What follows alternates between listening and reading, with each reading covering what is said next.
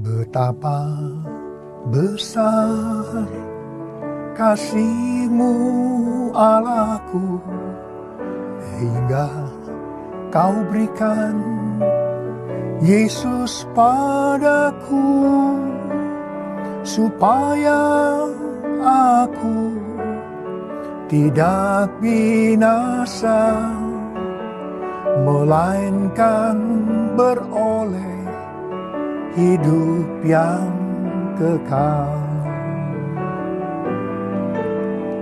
Ku sembah Kau, ku sembah Kau, Engkau yang layak untuk ku sembah. Ku sembah Kau, ku sembah Kau, Engkau yang layak untuk ku sembah. Shalom saudara kasih Tuhan. Memasuki bulan April kita masih memperingati Paskah.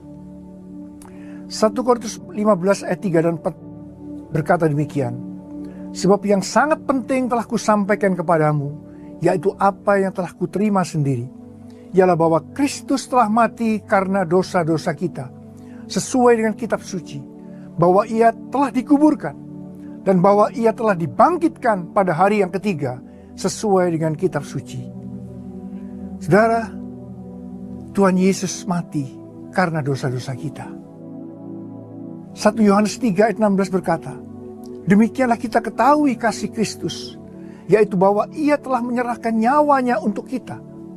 Jadi kita pun wajib menyerahkan nyawa kita untuk saudara-saudara kita. Katakan amin.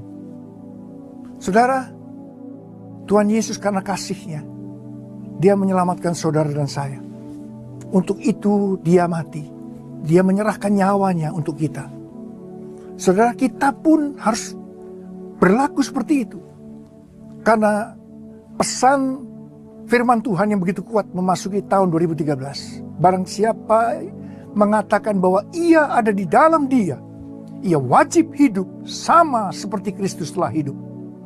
Saudara, kalau Tuhan Yesus menyerahkan nyawa oleh karena kita, karena kasih-Nya, maka kita juga karena kasih kita kepada saudara-saudara kita harus menyerahkan nyawa kita untuk mereka. Saudara, ini penting.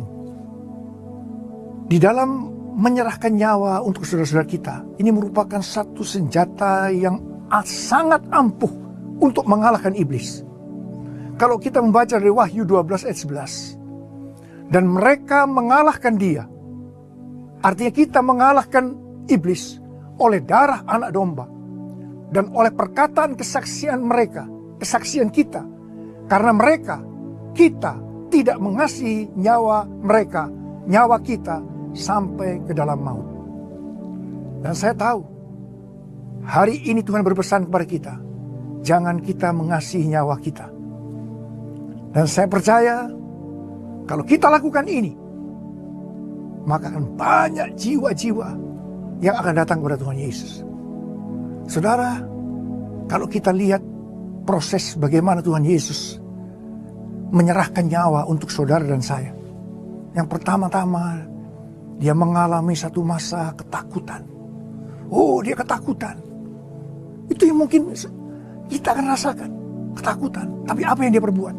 Dia datang kepada Bapa dalam doa. Dia mencoba menawar, Bapa, kalau sekiranya mungkin, biarlah cawan ini lalu daripadaku. Tapi masih koma, belum titik.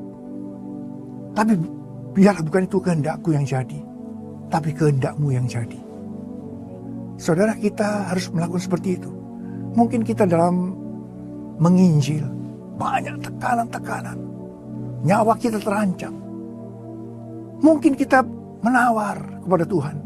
Tapi yang terakhir yang harus kita lakukan, kita katakan, biarlah kehendak-Mu yang jadi. Saudara, Tuhan Yesus ditampar, dipukul, diludahi, difitnah. Dia diam. Dia mempraktekkan apa yang Dia ajarkan kepada kita. kasihilah musuhmu.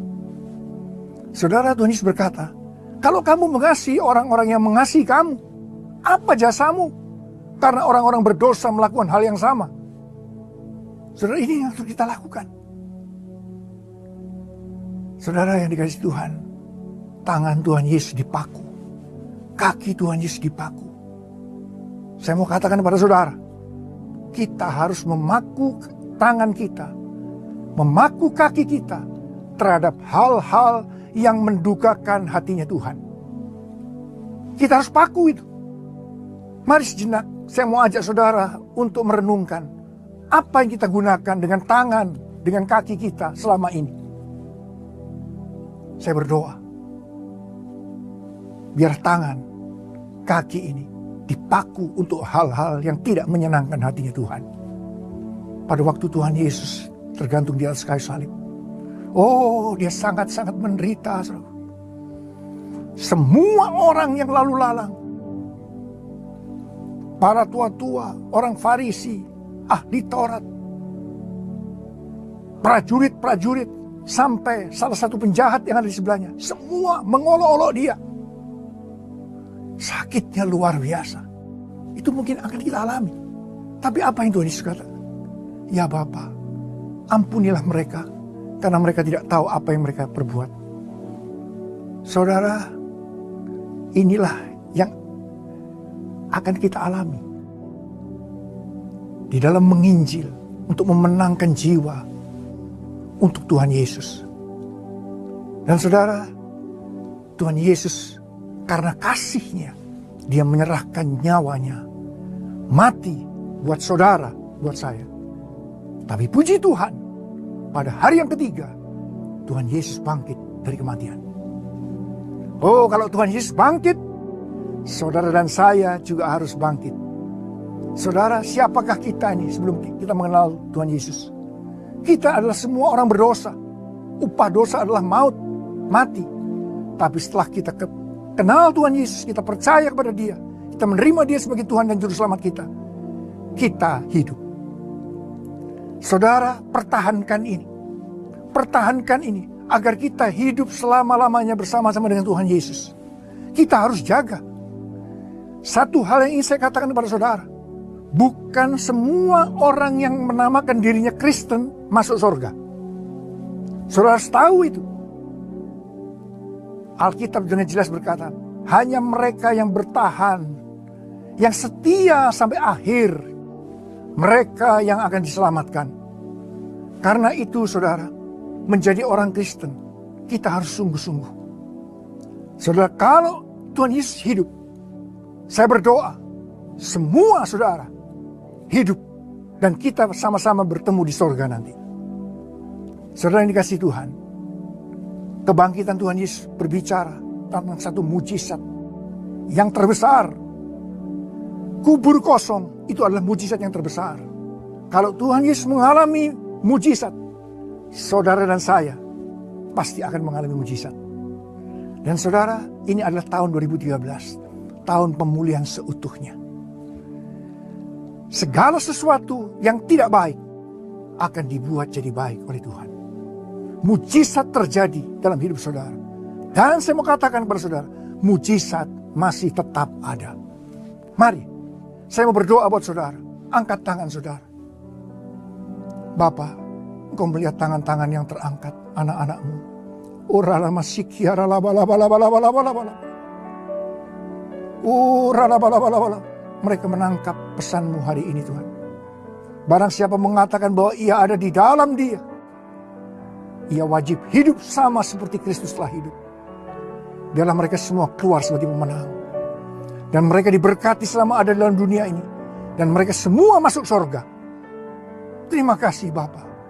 Terima kasih. Dalam nama Yesus yang berdoa. Amin.